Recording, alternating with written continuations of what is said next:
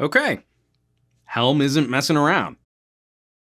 I've been having a lot of fun tracking brands, building huge reputations with passionate fan bases. And Helm has been one of the most requested companies to review in this new premium range of true wireless earbuds. And I've spent quite a bit of time sporting the TW5. And if we're looking at the sub AirPod price tier, there's a lot to like about the true wireless. Starting off with the design, these babies are running neck and neck with the One More stylish and that sizable ear loop. The casing here is built wonderfully around the general shape of the ear. It's one of the larger driver casings, but this wing at the top, it hooks in great. Has a very familiar fit after wearing my Mi Audio molded tips. Now, because I like that full ear cavity fit, these have jumped to the top of my list for comfort. I got along with these real well. Now, the facets on the outer side casing aren't necessarily my style. I'm not going for shiny, but when I'm wearing them, I can't see them.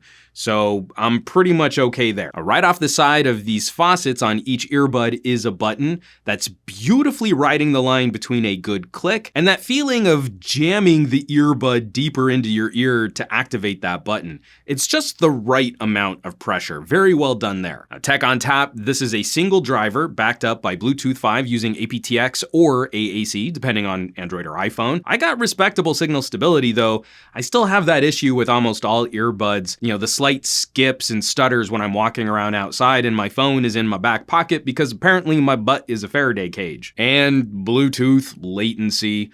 It's fine on movies, on videos, but we still can't seem to get gaming latency down. Now, forget about games that rely on audio cues. That's not Helm's fault, it's just where we are with wireless. The major upgrade over the original Helm True Wireless, impressively doubling the battery life. Helm estimates between 6 and 8 hours per charge, and I landed right in the middle of that on my first listen. About 7 hours of playtime. Now, the charging case, which can be kind of tricky to open, can add an additional 40 hours if you need to juice them up out in the field. This is all good stuff, real good stuff talking about the tech, but these are earbuds, so how do they sound? I was surprised. I've read reviews on Helm delivering something of a U-shaped tuning.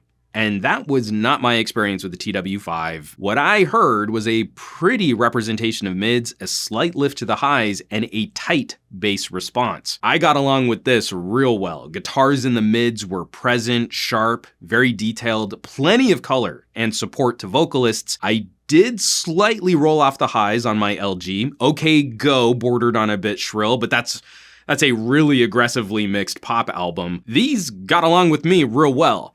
But these might be weak for bass junkies. I don't like a ton of sub bass that rolls over the mids, and I prefer kick drums to be a tight response that gets out of the way of the rest of the mix, especially on jazz. But folks looking to rattle the fillings out of their teeth probably won't be impressed here. I wish I could confirm some of what I was hearing, but Helm doesn't post a frequency response for the TW5 like they did for the original True Wireless. A light, bright option.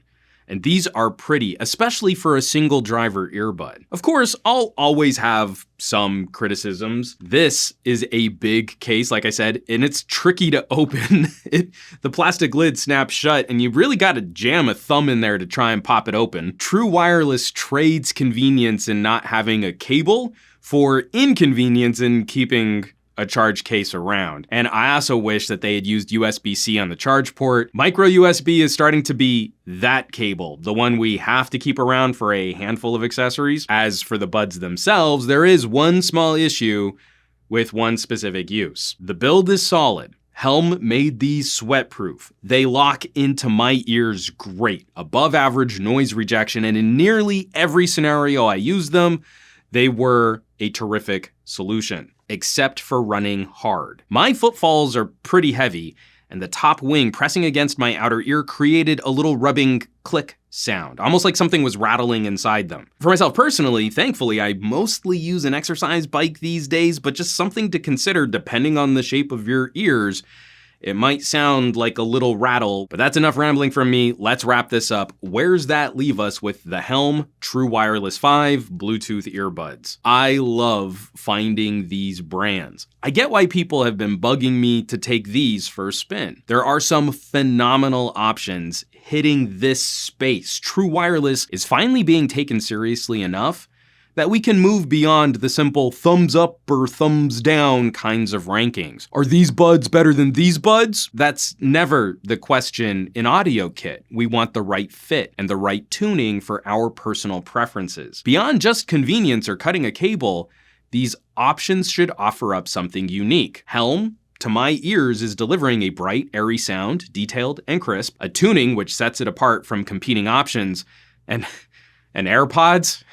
I mean, come on. Thanks to companies like Helm, this segment is looking much healthier than where we were when I first started playing with these true wireless earbuds. Now, I'll leave some links in the description below where you can find more info on Helm products, maybe shop some of these puppies online. As always, thanks so much for watching, for sharing these videos, subscribing to this channel. More than just nerding out on popular accessories, we want to make sure folks know about options which might fit them better, which might sound better to them. And if you'd like to help support the production of those conversations, there are links below. Or you could consider joining the list of names scrolling by on your screen, a growing community of fun, like-minded tech pals, a huge resource for me when I'm producing reviews and editorials.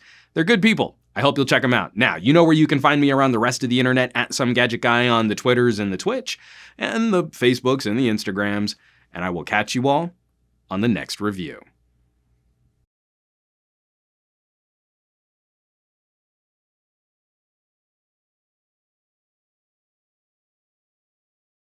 Yeah, there's just no way to make this look interesting in a head and shoulder wide shot